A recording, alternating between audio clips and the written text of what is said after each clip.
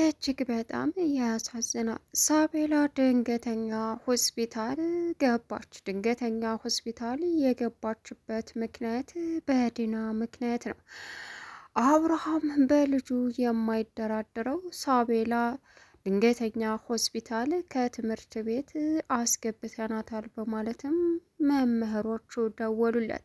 ሳቤላ ያጋጠማት የደምም የሽንት ምርመራም ላይ ውጤቱ አደገኛ እንደሆነና ህመሟ በቀላሉ የሚታይ እንዳልሆነም ለአብርሃም ተነገረው። ማርኮ እንግዲህ በአሁን ላይ ሁሉንም ነገር አቶ እየተናደደም ይገኛል። ዲና የቅናት መንፈስ እንግዲህ ዶክተር ረብቃን በህልሙ አብርሃም ሲያገባት አየችና ተነስታ እነ ሳቤላ ክላስ በማዳመጥም እንግዲህ አብርሃም ዶክተርን አግባ እያለች ሳቤላ ስታወራው ሳማች። ድና በቅናት ተንጨርጭራ በህልሟ ሲያቃዣት አደረ። አሁን ላይ ሳቤላ በጣም በሚያሳዝን ሁኔታ አብርሃም ልጁን ሊያመጣ ትምህርት ቤት ሊሄድ መኪናውን ቁልፍ ከድና ተቀብሎ ወጣ ሲልም አንድ ስልክ ተደወለለት። ልጅህ ድንገተኛ ሆስፒታል ትገኛለች የሚል ነበር። ሰላም ውድና የተከበራችሁ የስኬት ሚዲያ ቤተሰቦች እንዴት ናችሁ? ልይ ሰላማችሁ ይብዛልኝ። ለዚህ ቻናል አዲስ የሆናችሁ ሰብስክራይብ እያደረጋችሁ ቪዲዮውን እስከ መጨረሻው ተከታተሉ። እንግዲህ ሳቤላ ቀጣይ ፓርት ይዘን መጥተናል። እጅግ በጣም የሚያሳዝነው ሳቤላ አሁን ያለችበት ሁኔታ በጣም አሳሳቢና በጣም ልብ የሚነካ አብርሃም ስሜቱንም ሆነ በልጁ ምክንያት መደራደር የማይችል ትልቅ ችግር ውስጥ እንደገባም ተነገረው። የሳቤላ ህመም በቀላሉ የሚድን ሳይሆን የአእምሮ ጭንቀት እንዲሁም ሌላ ነገሮች ከባድ ችግር እንዲገኝ የሚያደርግ ነው። ሰላም ውድና የተከበራችሁ የስኬት ሚዲያ ቤተሰቦች እንዴት ናችሁ? ልይ ሰላማችሁ ይብዛልኝ። ለዚህ ቻናል አዲስ የሆናችሁ ሰብስክራይብ ያደረጋችሁ ቪዲዮ እስከ መጨረሻው ተከታተሉ። በጉጉት ስትጠብቁት የነበረው ሳቤላ ቀጣይ ፓርት ይዘን መጥተናል ማለት ነው። እንግዲህ ሳቤላ በእናትያ እየተሰቃየች ትገኛለች። ሳቤላ አሁን ላይ ያጋጠማት ትልቅ ችግር መሆኑን ዶክተሮቹ ለአብርሃም ሲነግሩት፣ አብርሃም ደግሞ ለልጁ መኖር እንዳለበት ስለሚያምንም ልጄ ምን ሆነች በማለትም እየሮጠ እንግዲህ በመኪና እየሮጠ ሲሄድም ልጁ ድንገተኛ ሆስፒታል እንደገባችም ተነገረው። በዚህን ሰዓት አብርሃም ለልጁ ያለው ሁሉም ነገር መኖር የሚችለው በልጁ ስለሆነ እጅግ ልብ በሚነካ ማልቀሱን ተያዘ። ዲናና ባርኮ አሁን ምንም አይነት የተስፋ ህይወት በተለይ ባርኮ አይታየውም። ልዩን ይዘህና ተብሎም ልዩ አሁን የዲና የመጫወቻ ካርዲ እንደሆነችም እሷ ራሱ ተነገረት። እንግዲህ ተፈሪ ልዩን ወደ እነ አብርሃም ወደ እነ ባርኮ ወዳዘዘበት ቦታ ይዘህና ስላለው ይዞ ሲሄድም ልዩ አልሄድም ማለች። በዚህን ሰዓት ሁለቱ ወንዶች ተደባደቡ። ተፈሪና ሙልጭን አንዴ በጥፊ ብሎ ድብልል ሲያደርገው ሙልጭ ደም በደም ሆነ። ልዩ ተንበርክካ ተፈሪን መለመን ጀመረች። እንግዲህ ሳቤላና አብርሃም እየተወያዩ ነበረ። ክፉ ሰዎች ጥሩ ሰዎች በክፉዎችን ይክሱናል አይደለ? ለምሳሌ ክፉ ሰዎች መጥፎ ነገር አድርገውብን ሲሄዱ ፈጣሪ ደግሞ ልክ እንደ ረብቃ ጥሩ አድርጎ ይክሰናል ስትልም ልጄ ልክ ነሽ፣ ዶክተር ረብቃ ሁለ ነገር ናት። በጣም ምስኪንና ጠንካራ ሴት የመንፈስ ዶክተርም ናት፣ ለየት ያለኝ ናት፣ ነፍስ አድን ናት እያለ ማደናነቅ ጀመረ። በዚህን ሰዓት ማደናነቅ ሲጀምር ታዲያ ሰው የሚኖረው ከሚያስደስተው ሰው ጋር ነው አይደል አለችው። በትክክል ልጄ አላት። እና ታዲያ ዶክተር ረብቃ አስደስታለች፣ ተጎን ሆናለች። ለምን እሷን አታገባም ስትልም ዲና ሰማች። አይገርምም። በእርግጥ አብርሃም ወይኔ ወይድና ከዚህ ቤት መውጣት አለብን ብሎ ጨርቁን ጠቅሎ ሊወጣ ሲል አንተ አትወጣም እኔ እወጣለሁ በማለትም ሳቤላን እንግዲህ አስቃይታት ስለነበረ በፊት ክላሷ ሄዳ ደግሞ አሁን ምን አጠፋሁ አለች ሳቤላ። የኔ ውድ ምንም አላጠፋሽም፣ ስሜታዊ ሁኜ እንደዛ ቀጥቼሻለሁ፣ አሁን ግን እንታረቅ አለቻት። እሺ በማለትም ታረቀቻት። ምን ታደርጊልኛለሽ? እዩልሽ እኔና አብርሃም ጋር ብዙ ክፍተት አለ፣ ተጣልተናል አይደለ? ስለዚህ አሁን አብርሃም ከዚህ ይሄዳለሁ እያለ ነው። እናም አባትሽ ከዚህ ከሚሄድ በቃ እኔን ልሄድ ነው አትሄድም ብለሽ አስቀሪኝ አለቻት። እሺ ምን ታረጊልኛለሽ? የምትወጃትን ልዩን አመጣልሻለሁ ብላ ቃል ገባችላለ ሳቤላ። ሳቤላም ድና እያስመሰለች ስለነበረ ልሄድ በቃ ስትለውም አባ ድና መሄድ የለባትም አለችው። ምን በቃ እኔ እሄዳለሁ፣ እኛ እንሄዳለን፣ ነይ። እኛም አንሄድም አለችው። እዩልሽ ሳቤላ ልጄ ነይ እናውራ አላት።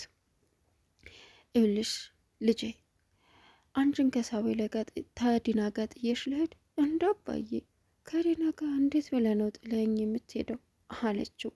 እና ብዙ ችግሮች አሉ፣ ስለዚህ እኔ እሷ ከኔ ራቅ ብለን ማሰብ ይኖርብናል አላት።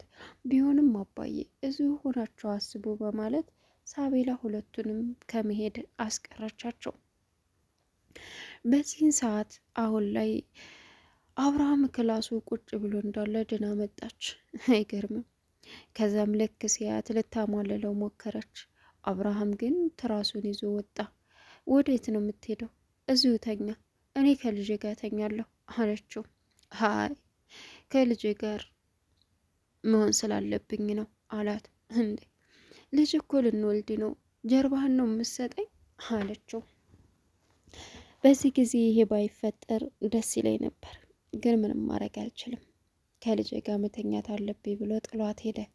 በዛም ሳቤላን እያሻሸ ሳቤላ እንግዲህ አንዳንድ ነገሮችን መናገር ጀመረች።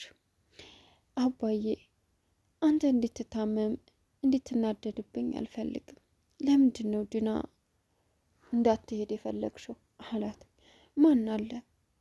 አንተ ያመሃል፣ ባርኮት የለም፣ በቃ ዶክተር ረብቃ የለችም፣ ልዩም የለችም። ስለዚህ እኔ ደግሞ ህፃን ልጅ ነኝ፣ የሆነ ነገር ብትወድቅ አላነሳህም አለችው።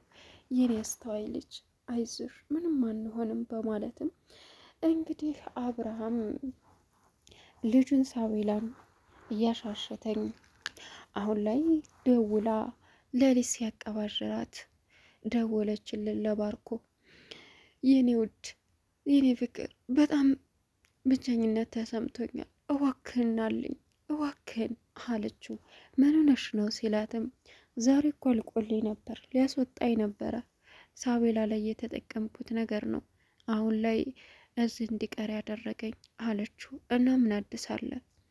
አሁን ለዘብ ብሏል፣ ግን ደግሞ በዚሁ ከቀጠለ ከባድ ነው። ናና አብረን ህይወታችንን እንኑር አለችው። እሺ ነገ እመጣለሁ፣ ከቻልኩ አስወጣለሁ አለችው። እሺ አለ ባርኮም። እንግዲህ ዲና በእኔ ላይማ በፍጹም እኔ የለፋሁበትን ገንዘብ ሳልከፈል አንድ ሴት አያስገባም፣ እንዳገባም አልፈቅድለትም። ማን የልብ ልብ እንደሰጠ ልብህ እንዳብጥ ያደረገ ማን እንደው አውቃለሁ።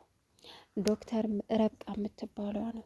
እሷን ህይወቷን ሲኦል ነው የማደርገው እኔ ዲና እያለች እንግዲህ መፎከር ጀመረች። ዶክተር ረብቃ እንግዲህ እህቷ ቤቲ በጣም እያሰቃየቻት ትገኛለች።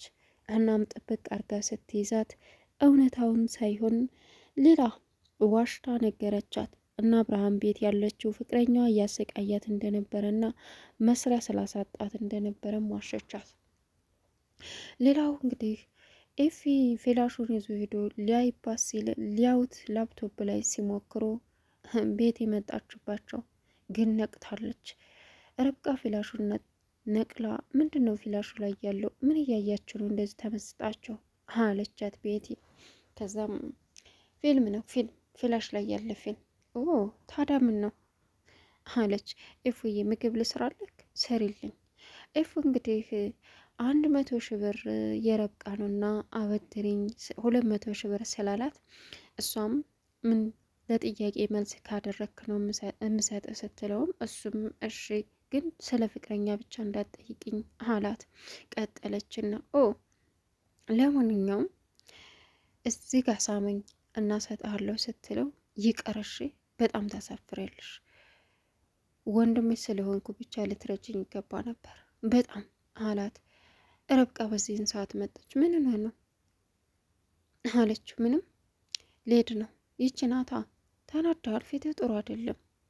ይች ናታ የማይሆን ወሬ እያቀባጠረች ያናደደችን እና ተረጋጋ። አባዬን አይተህ ሂድ፣ አባዬን ሌላ ጊዜ አይዋለሁ ደህና ደሩ ብሎ ጥሎ ሄደ። ልዩ እንግዲህ የገዳው የሟቹ ቤተሰቦች እያሯሮጡ ተፊንም እንደዚሁ ቸብ አድርገው ለቀቁት። በዚህን ሰዓት ልዩ ተፈሪን ስታሸው በንዴት ቅጥል ያለው ሙልጭ 10 ጊዜ እጅሽን አንሺ ይላል። እናቷ ደግሞ ተፈሪን በእኔ ምክንያት ተጎዳቤ ልጅ እያሉ በጣም እያለቀሱ ሲያሹትም ደህና ነኝ እናቴ ማዘር ደህና ነኝ አታስቡ ደህና ነኝ እያለ አይዞት ማለት ጀመረ። ግን ደግሞ ወደ አዲስ አበባ ግዴታ መሄድ እንዳለባቸው አቶ ባርኮ ደውሎ ነገረው። ተፈሪም ልዩን ይዞ መጥቶ ግዴታ አዲስ አበባ ሲደርሱ መሄድ አለብን እዛ ቤት ሲላትም የት አለቃ ውሰዳት አለብኝ ቤት። በፍጹም አልሄድም አለች። አንተ ምን ልትሰራ ነው የምትወስዳት? አላምንህም አለችው። ባታምኔ ምንም እንደማይደርስብሽ እየነገርኩሽ ነው። ምንም ችግር የለብሽም። ስለዚህ እባክሽን ተረጋጊ አላት። እምቢ ብላ ለምና አስቀራች። ቻናሉን ሰብስክራይብ